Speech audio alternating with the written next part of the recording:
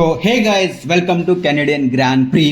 And Canadian Grand Prix में क्या हुआ आज इसके ऊपर बात करते हैं। तो आप फर्स्ट स्प्रिंट रिजल्ट देख सकते हैं कि जॉर्ज रसल जो है वो फर्स्ट आए थे, फिर लैंडो नॉरिस जो है वो सेकंड आए थे, किमी third, Oscar fourth and so on. फिर ड्यूरिंग द रेस जो है आपने देखा होगा कि तो आप देख सकते हैं कि 70 लैप की रेस होती है इन कैनेडियन जीपी। तो जो अरविंद लिंडब्लाड है उसकी जो कार है वो ऑन द ग्रिड जो है वो बंद पड़ गई, जिसकी वजह से जो है स्टार्ट तो नहीं कर सकते एंड गाड़ी रुका के भी नहीं रख सकते।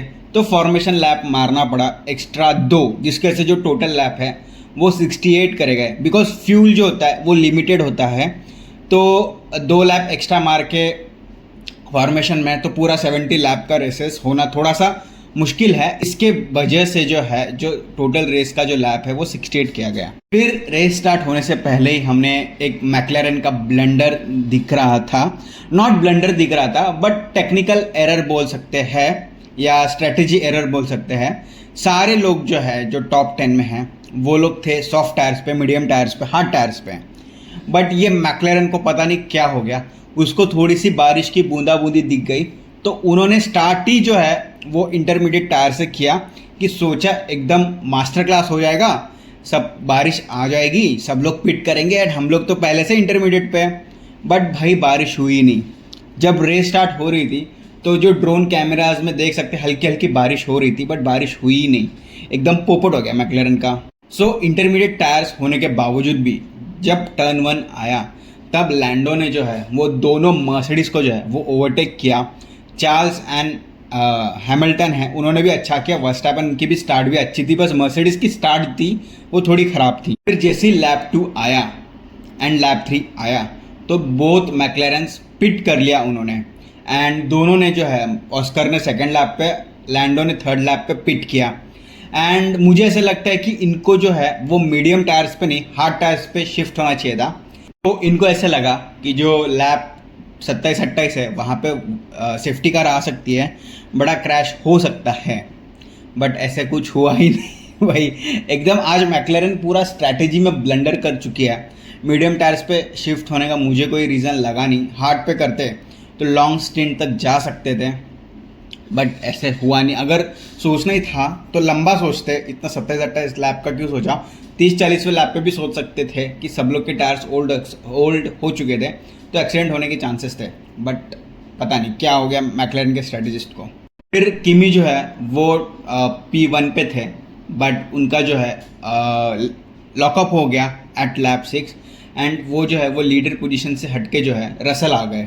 एंड फिर लैप 9 में हम देख सकते हैं कि वर्स्टैपेन ने जो है वो हैमिल्टन को ओवरटेक किया एंड मुझे इस टाइम पे ऐसा लगा कि रेडबुल जो है वो सुधर गई है, रेडबुल की कार जो है वो सुधर गई है। आइजैक हैजार भी टॉप 5 या टॉप 10 में तो थे ही, तो मतलब रेडबुल बुरा नहीं कर रही थी जो पिछले 4-5 रेसेस में उन्होंने किया है। रेडबुल सुधर गई है काफ़ी। फिर लैप 12-13 में हमने किमी वर्सेस रसल ही देखा है पूरे मैचेस में।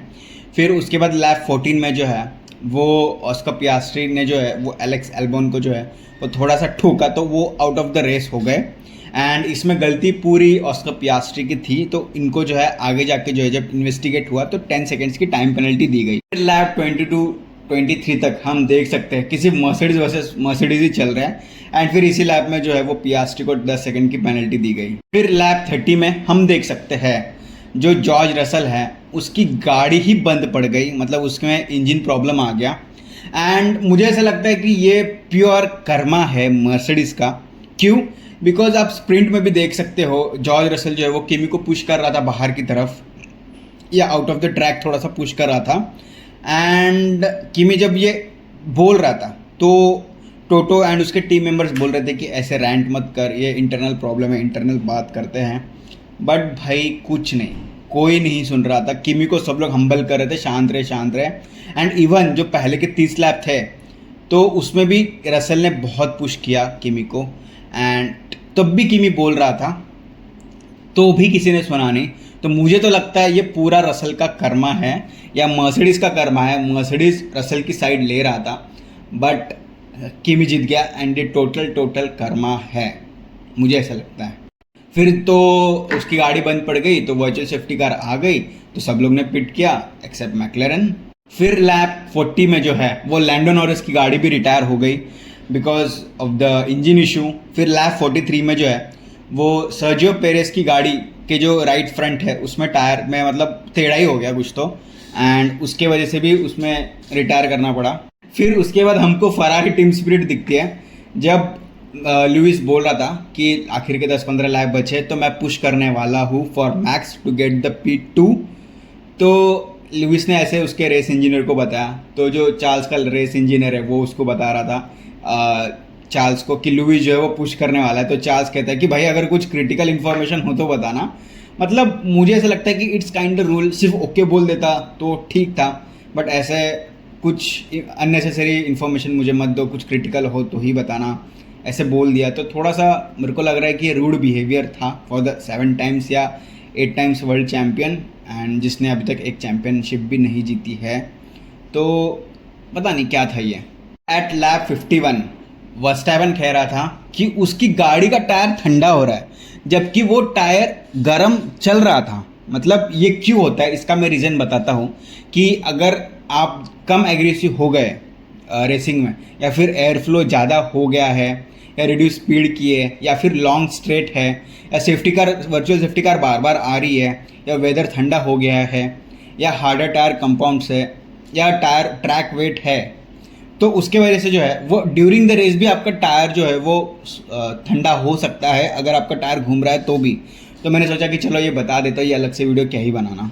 फिर हम लैप 57 में हैमिल्टन वर्सेस वर्स्टैपेन देख सकते हैं, एंड एट लैप 62 जो हैमिल्टन है उन्होंने वर्स्टैपेन को जो है वो ओवरटेक कर लिया, एंड मुझे ऐसा लगता है कि काफ़ी स्मूथ ओवरटेक था हैमिल्टन का, एंड सही टाइम पे आया, एंड उसके बाद जो है उन्होंने अच्छी खासी अपनी पोजीशन जो है वो होल्ड करी, एंड वो आगे जाके रेस में यही पोजीशन रखते हैं।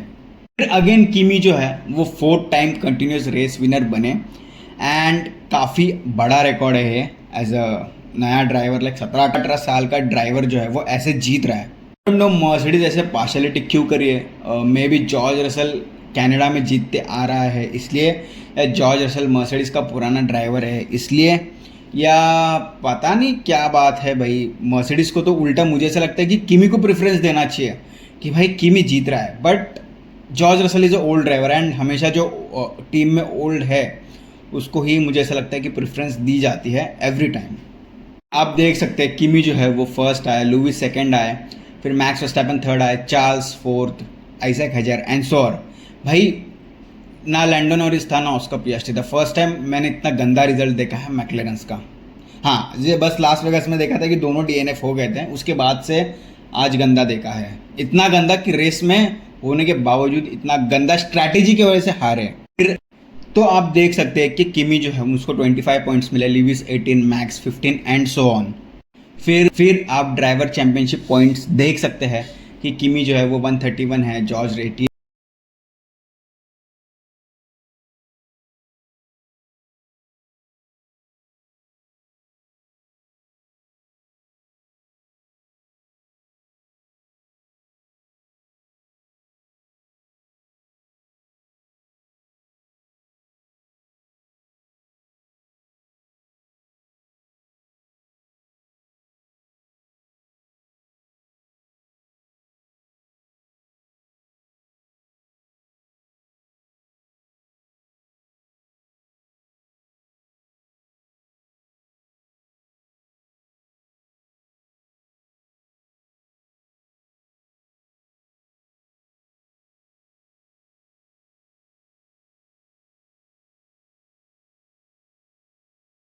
DNF किसी और की गलती की वजह से होना। एंड फिर अरविंद लिंडब्लैड, भाई उसको पता नहीं क्या अच्छा अच्छा स्प्रिंट में पॉइंट लेके आया था, एंड भाई ग्रिड में उसकी गाड़ी स्टार्ट नहीं हुई। तो होप आपको ये वीडियो पसंद आ गया होगा, एंड अगर आपने यहाँ तक देखा है तो मेरे और भी इंजीनियरिंग वाले वीडियोज़ है वो देखना, एंड अगर आपको चैनल पसंद आए तो सब्सक्राइब करके जाना। चलो बाय।